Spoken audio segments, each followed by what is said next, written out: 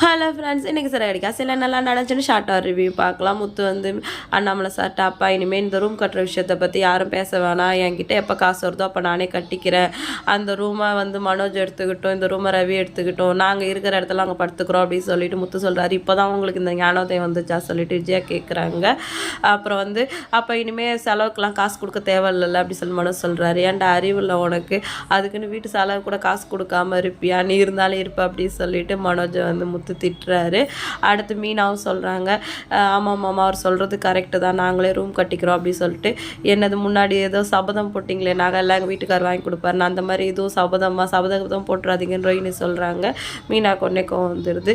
இவங்க சொல்கிற மாதிரியே இருக்கட்டும், இது சபதம் தான், நாங்கள் வரை வந்து ரூம் வந்து மாடியில் கட்டிக்கிறோம் அப்படின்னு சொல்லவும் முத்து ஷாக் ஆகிடுறாரு.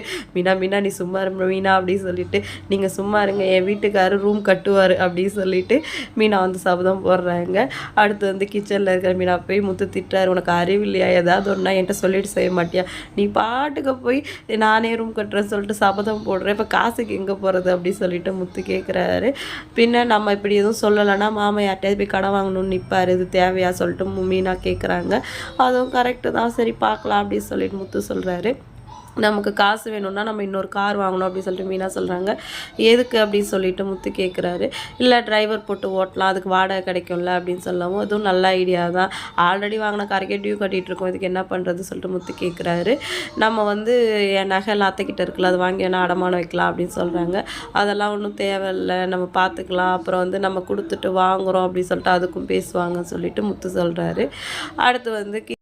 அடுத்து ரோஹினி வந்து மனோஜ கடையில் மீட் பண்ணி, நாளைக்கு என்னோடய க்ளோஸ் ஃப்ரெண்டோட வீட்டு கல்யாணம், நம்மளை இன்வைட் பண்ணியிருக்காங்க, பெரிய ரெசார்ட்டில் நடக்குது, நம்ம ரொம்ப நாளாச்சு தனியாக வெளில போய் நம்ம போகலாம் அப்படின்னு சொல்கிறாங்க. அந்த டைம் பார்த்து மனோஜ் கால் வருது, இந்த மாதிரி பெரிய ஆர்டர், எங்களுக்கு வந்து நிறைய பொருள் வேணும்,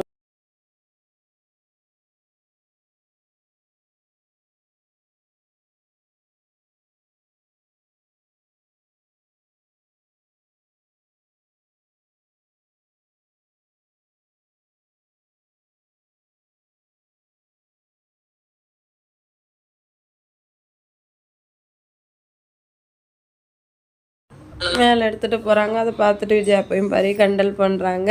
ஆனால் முத்துவும் மீனாவும் அந்த கல்லெல்லாம் எடுத்துகிட்டு போய் மாடியில் அடுக்கி வச்சுட்டு அதை பார்த்து ரசிச்சிட்டு இருக்காங்க. இன்றைக்கி எபிசோடு இதோட முடிஞ்சிருச்சு. நாளைக்கு என்ன நடக்குதுன்னு வெயிட் பண்ணி பார்க்கலாம். வீடியோ பிடிச்சா லைக் பண்ணிக்கோங்க. இன்னொரு வீடியோவில் மீட் பண்ணலாம். டாடா பாய்.